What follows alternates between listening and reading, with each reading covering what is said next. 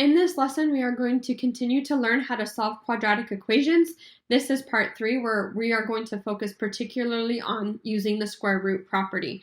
So our objective is to solve quadratic equations using the square root property.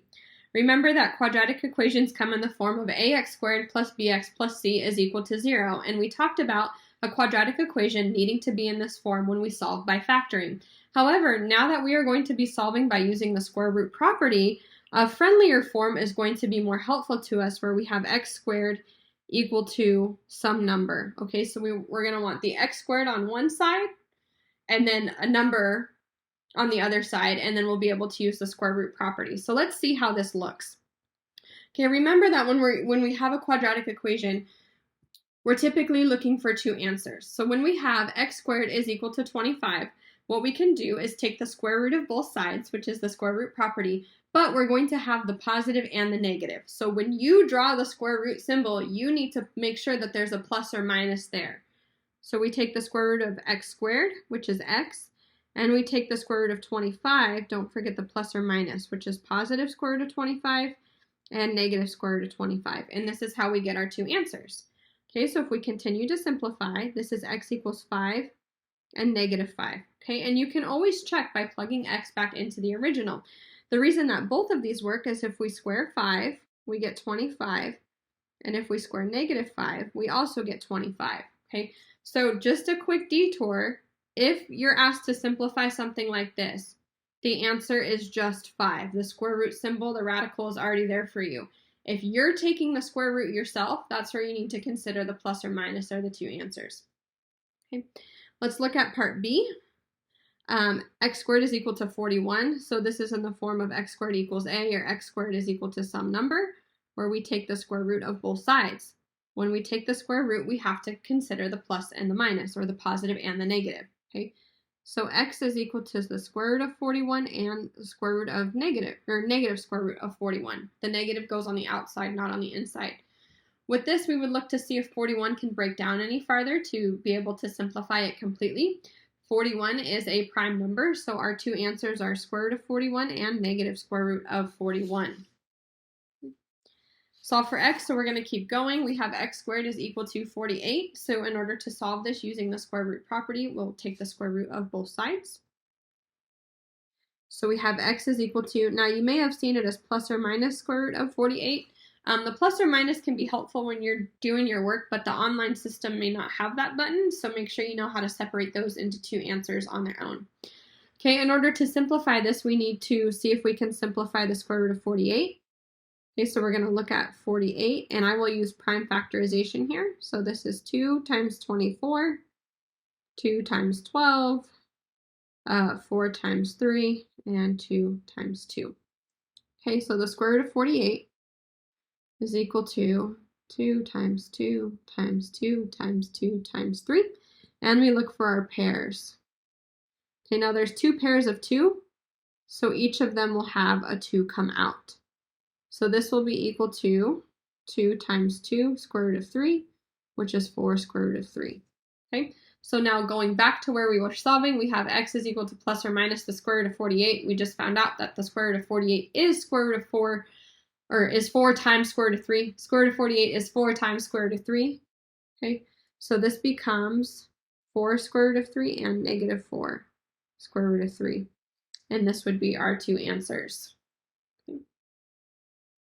Solve for x. So x squared is equal to negative 81. So we can continue to use the square root property. We have x is equal to plus or minus the square root of negative 81. Okay, and here we would need to simplify the square root of negative 81. Remember, when we're taking the square root of a negative number, we want to start thinking about I, or the imaginary unit, okay, or imaginary numbers. So the square root of negative 81 is equal to the square root of negative 1 times the square root of 81. The square root of negative 1 is I, so this is 9i. So our answers here are 9i and negative 9i, okay? In a previous lesson, we talked about squaring 9i, but now I'm going to talk to you about squaring negative 9i. Just to check our answer. So it's like we're plugging negative 9i in for x and making sure our equation is true. So this is negative 9i times negative 9i. Negative 9 times negative 9 is positive 81. I times I is I squared. Remember that I squared is -1, so this gives us -81. Okay, so that's why 9i and -9i are both solutions. Okay. Next, x squared is equal to -24, so we take the square root of each side. So we have x is equal to the positive square root of 24 and the negative square root of 24. And you'll notice I'm kind of writing these in different ways so that you can choose how you want to organize your work. There should also be a negative inside. Okay, so this plus or minus comes from taking the square root of both sides, and then the -24 is what we took the square root of. And we'll need to break down the square root of -24. Square root of -1 times the square root of 24. Okay, the square root of 24 breaks down, so this is I. Square root of 4, square root of 6 if you're using perfect square factors. So this is 2i square root of 6. Okay, so we just found out that the square root of -24 is 2i radical 6, or 2i times the square root of 6. So that means x is equal to the positive root, which is 2i square root of 6, and with a minus sign in front of it, -2i square root of 6. Okay, so if you look, so positive square root of -24, 2i radical 6, and then the negative square root of -24, there's the negative in front, 2i times the square root of 6. Okay, oops, I already did that one. Okay, C, so -2x squared is equal to -36. So we would start by isolating x first. So that -2 is being multiplied by x squared. So if you were to take the square root here for both sides, you would have the square root of -2x squared and the square root of -36. So what's recommended is to isolate the x squared first. Okay. So we're going to divide both sides by -2. To get x squared is equal to 18. Okay, and now from here what we would have to do is, it looks like a problem we've done previously where we could take the square root of both sides. So this is going to give me x is the positive square root of 18 and negative square root of 18, and then we have to simplify.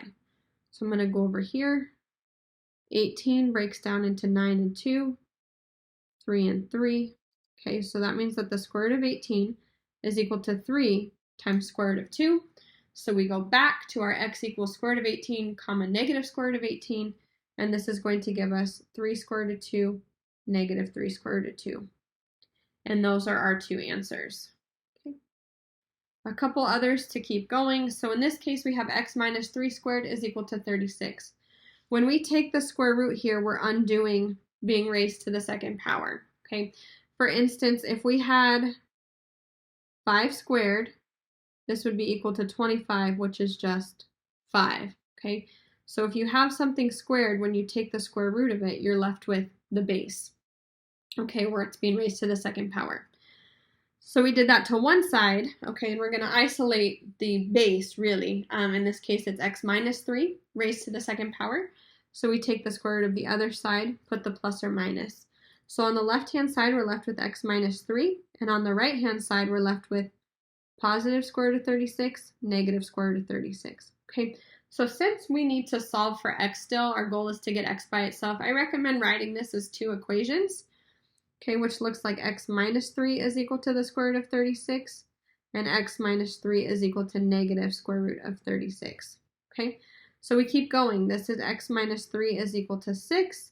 We have x minus 3 is equal to negative 6. Notice the negative's on the outside, not the inside. If the negative were on the inside, we'd be talking about imaginary numbers, but it's on the outside. Okay, and then we continue to solve for x by adding 3 to both sides. So we get x equals 9. And this is x is equal to negative 3. Okay, so here are our two solutions, 9 and negative 3. Okay, example number 4, we have x plus 2 squared is equal to 18. Okay, so again, we're going to take the square root of both sides to get the base x plus 2 by itself so that we can solve for x. So we take the square root of both sides, so we get x plus 2 is equal to square root of 18 comma negative square root of 18.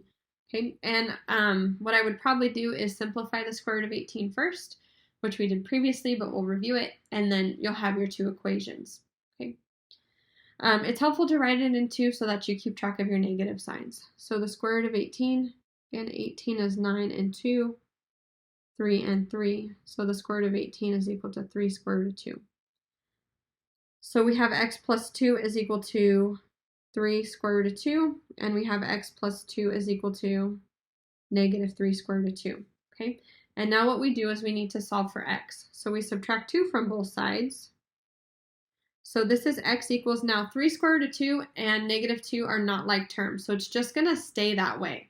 Okay, so this is 3 square root of 2 minus 2 or negative 2 plus 3 square root of 2. Okay, but what it is not, and I'll write it in red, this is not 1 square root of 2. You can't just work with the 3 and negative 2. These are not like terms. Okay, and we'll do the same for the other side, where we will subtract square root of 2 from both sides to get x is equal to negative 3 square root of 2 minus 2, or you can write the negative 2 first, but notice if I change the order, my signs stay the same. The 2 is negative, the 2 is negative.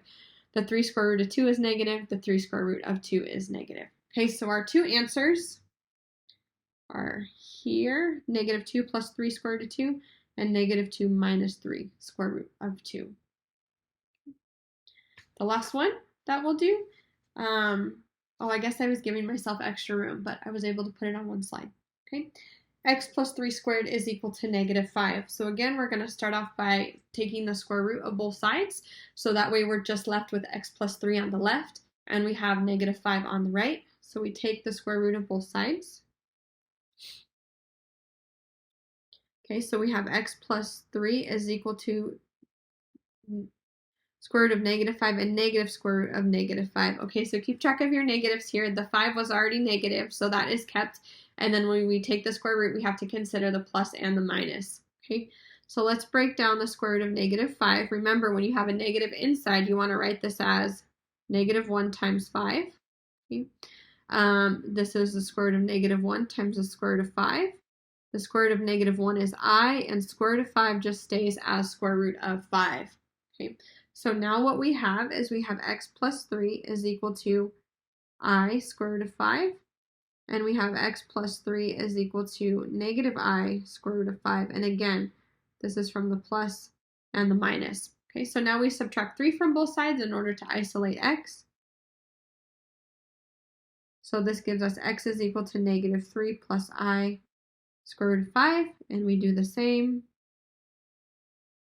Negative 3 minus I square root of 5. So these are our two answers. Okay, and as I mentioned, it's helpful to, when you're considering the plus and minus, to do an equation for each, just so you're keeping track of your signs. And I got it all on one slide. So if you have any questions, please feel free to reach out to me.